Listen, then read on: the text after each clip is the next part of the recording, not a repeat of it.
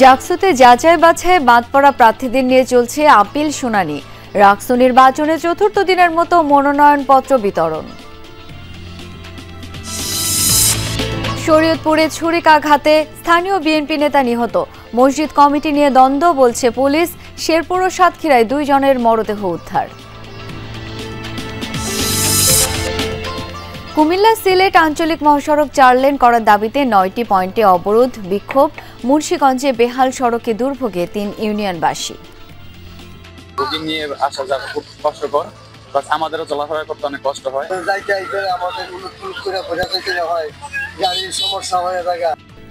আমন্ত্রণ সংবাদ সারা দেশে, আপনাদের সাথে আছি আমি শাওন দত্ত। এতক্ষণ শিরোনামগুলো দেখছিলেন, এবার বিস্তারিত। জাহাঙ্গীরনগর বিশ্ববিদ্যালয় কেন্দ্রীয় শিক্ষার্থী সংসদ জাকসু নির্বাচনের মনোনয়নপত্র যাচাই বাছাই বাদ পড়া প্রার্থীদের আপিলের শুনানি চলছে। সকাল 9টা থেকে শুরু হওয়া এই কার্যক্রম চলবে দুপুর 2টা পর্যন্ত। বিকেল 4টায় দেওয়া হবে রায়। এর আগে 276 মনোনয়নপত্রের বিপরীতে 256 জন প্রার্থীর মনোনয়ন বৈধ ঘোষণা করে জাকসু নির্বাচন কমিশন। নানা অসঙ্গতির জন্য বাতিল করা হয় বাকি 20 প্রার্থীর মনোনয়নপত্র। এদের মধ্যে 6 জন নারী, 14 জন পুরুষ প্রার্থী রয়েছেন। সেখান থেকে 13 জন আপিল করেন। আগামী 29 আগস্ট চূড়ান্ত প্রার্থী তালিকা প্রকাশের পর শুরু হবে আনুষ্ঠানিক প্রচারণা। 11 সেপ্টেম্বর অনুষ্ঠিত হবে ভোট গ্রহণ।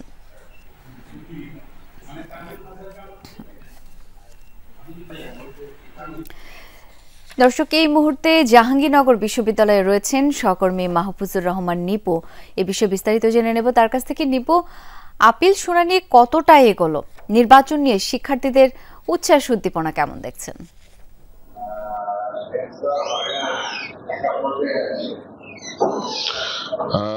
সকাল থেকে কিন্তু আমরা দেখছি যে জাহাঙ্গীরনগর বিশ্ববিদ্যালয়ের যে অস্থায়ী নির্বাচন কমিশন অফিস যেখানে খোলা হয়েছে, সেখানে কিন্তু এক এক করে যে আপিলের সেটি কিন্তু হচ্ছে। যারা মনোনয়নপত্র বাতিল হয়েছিল সেসব শিক্ষার্থীরা তারা এসে নির্বাচন কমিশনের কাছে তারা ব্যাখ্যা দিচ্ছেন এবং তাদের যুক্তি তুলছেন এবং ভুলগুলো সংশোধনের জন্য তারা কথা বলছেন।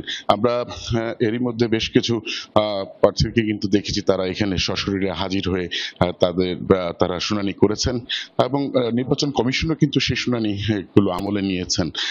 এখন পর্যন্ত যে তথ্য রয়েছে, বেশ কয়েকজনই এখানে এসেছেন।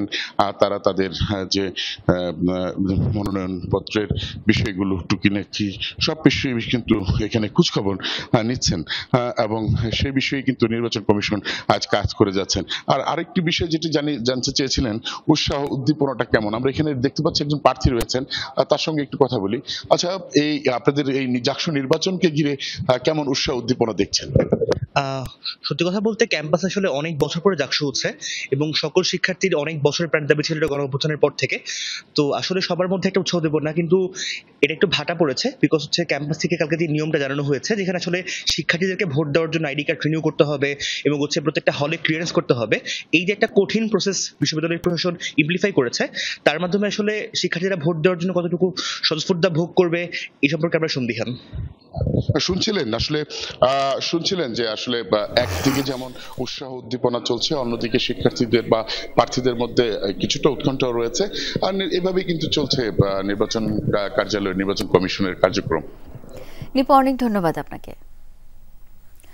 চতুর্থ দিনের মতো রাজশাহী বিশ্ববিদ্যালয় কেন্দ্রীয় ছাত্র সংসদ রাকসু নির্বাচনের মনোনয়নপত্র বিতরণ চলছে।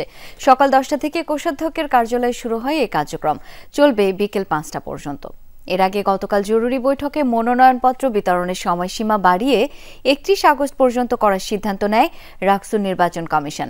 গত 3 দিনে রাকসু কেন্দ্রীয় সংসদের 23টি পদের বিপরীতে 168 প্রার্থী মনোনয়নপত্র সংগ্রহ করেছেন। এছাড়া সিনেটের 5টি পদের বিপরীতে 19 জন এবং 17টি হল সংসদের বিভিন্ন পদে 363 জন প্রার্থী মনোনয়নপত্র সংগ্রহ করেছেন। তফসিল অনুযায়ী আগামী 15 সেপ্টেম্বর রাকসুর ভোট গ্রহণ হওয়ার কথা রয়েছে। তিন দফা দাবি আদায়ে প্রকৌশল শিক্ষার্থীদের লং মার্চ টু ঢাকা কর্মসূচি আজ। রাজধানী শাহবাগে কর্মসূচিতে অংশ নিতে ভোরে কুয়েট, চুয়েট ও রুয়েট থেকে শিক্ষার্থীরা বাস ও ট্রেন যোগে রাজধানীর উদ্দেশ্যে রওনা হন। খুলনা প্রকৌশল ও প্রযুক্তি বিশ্ববিদ্যালয় কুয়েট থেকে 3টি বাসে প্রায় 150 জন শিক্ষার্থী এই আন্দোলনে যোগ দিতে আসছেন। বিএসসি ডিগ্রিধারী ছাড়া প্রকৌশলী পদবি ব্যবহার করতে না দেয়া সহ 3 দফা দাবি না মানলে আরও কঠোর কর্মসূচির হুঁশিয়ারি দিয়েছেন শিক্ষার্থীরা। রাজশাহী প্রকৌশল ও প্রযুক্তি বিশ্ববিদ্যালয় রুয়েট থেকে 4টি বাস ও ট্রেনে প্রায় 400 ছাত্রছাত্রী রওনা হন রাজধানীর উদ্দেশ্যে। এছাড়া চট্টগ্রাম প্রকৌশল ও প্রযুক্তি বিশ্ববিদ্যালয় থেকেও একটি বাসে করে শিক্ষার্থীরা ঢাকায় আসছেন। শরীয়তপুরে জাজিরায় মসজিদ কমিটি নিয়ে দ্বন্দ্বের জেরে এক বিএনপি নেতাকে ছুরিকাঘাতে হত্যার অভিযোগ উঠেছে প্রতিপক্ষের বিরুদ্ধে। গতরাতে উপজেলার বড়কান্দি এলাকায় এই ঘটনা ঘটে। পুলিশ জানায় উমরদি মাতবরকান্দি এলাকার একটি মসজিদের কমিটি নিয়ে খবির সর্দার ও আলমাস সর্দারের মধ্যে বিরোধ ছিল। এর জের ধরে খবিরকে ছুরিকাঘাত করে আলমাস ও তার সমর্থকরা। উদ্ধার করে উপজেলা স্বাস্থ্য কমপ্লেক্সে নিলে চিকিৎসক তাকে মৃত ঘোষণা করেন। তবে নিহত স্বজনদের দাবি, ফজরের আজান ও বয়ান দেয়া নিয়ে দ্বন্দ্বের জেরে হত্যা করা হয় খবিরকে।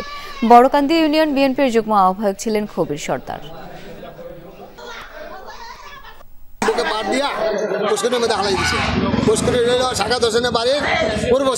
অতিরিক্ত রক্তক্ষরণ প্লাস ওনার আমরা ধারণা করছি হার্টে ইঞ্জুরি হয়েছে, পাশাপাশি ফুসফুসেও।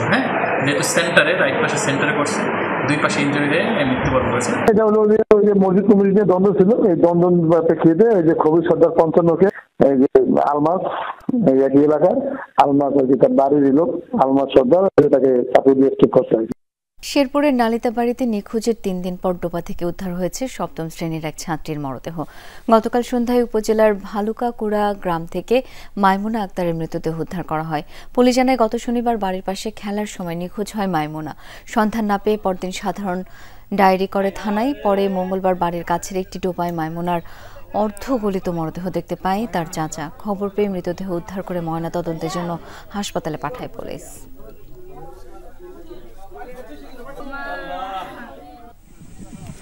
এদিকে সাতক্ষীরার কলারোয়ায় নিখোঁজে 2 দিন পর এক যুবকের মরদেহ উদ্ধার করেছে পুলিশ। সকালে উপজেলার কাজিরহাট এলাকায় একটি মাছের ঘের থেকে উদ্ধার হয় ইমরান হোসেনের মরদেহ। স্বজনরা জানায় গত রোববার রাতে নিখোঁজ হয় ইমরান। পরে থানায় সাধারণ ডায়েরি করেন তারা। রাজমিস্ত্রি ইমরানের 2 বিয়ে নিয়ে পারিবারিক বিরোধ ছিল। পুলিশের ধারণা হত্যার পর ইমরানের মরদেহ মাছের ঘেরে ফেলে দেওয়া হয়। ময়নাতদন্তের জন্য মরদেহ সাতক্ষীরা সদর হাসপাতালে পাঠানো হয়েছে। কুমিল্লা সিলেট আঞ্চলিক মহাসড়ক 4 লেনে উন্নীত করা ও ভাঙাচোরা অংশ সংস্কারের দাবিতে 9টি পয়েন্টে অবরোধ কর্মসূচি পালন করেছেন স্থানীয়রা। সকাল 9টা থেকে মহাসড়কে অবস্থান নেন আন্দোলনকারীরা। 1.5 ঘণ্টা ধরে চলে এই কর্মসূচি। এ সময় বিক্ষুব্ধরা বলেন, দীর্ঘদিন ধরে সড়কটি অবহেলিত, অথচ প্রতিদিন হাজারো যানবাহনের চলাচল, প্রায় ঘটছে দুর্ঘটনা। চলতি বছরে কুমিল্লা ক্যান্টনমেন্ট থেকে কোম্পানিগঞ্জ অংশে অর্ধশতাধিক দুর্ঘটনা ঘটেছে, প্রাণ গেছে অনেকের। আঞ্চলিক মহাসড়কটিও 4 লেনে উন্নীত করতে দ্রুত পদক্ষেপ নেওয়ার পাশাপাশি সংস্কার না করলে কঠোর কর্মসূচির হুঁশিয়ারি দেন আন্দোলনকারীরা। পরে সড়ক বিভাগ কর্তৃপক্ষের আশ্বাসে অবরোধ তুলে নেন তারা। কর্মসূচির কারণে যানজটে ভোগান্তি পোহাতে হয় যাত্রীদের।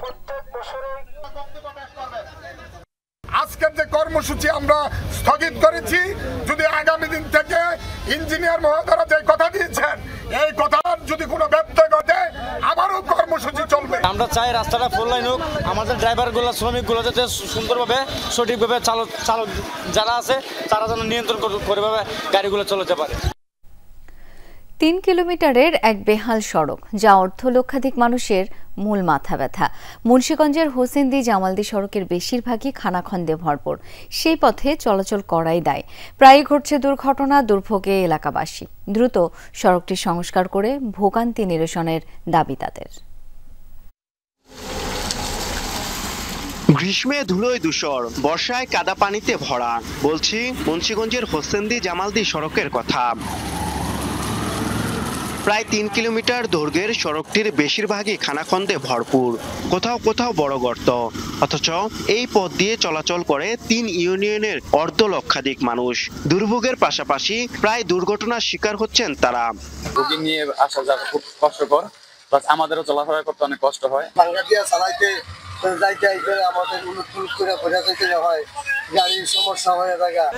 একে তো নেই যথাযথ সংস্কার, তার উপর শিল্প কারখানার ভারী যানবাহনও চলে এই সড়কেই। জনভোগান্তি নিরসনে দ্রুত রাস্তাটি সংস্কারের দাবি স্থানীয়দের।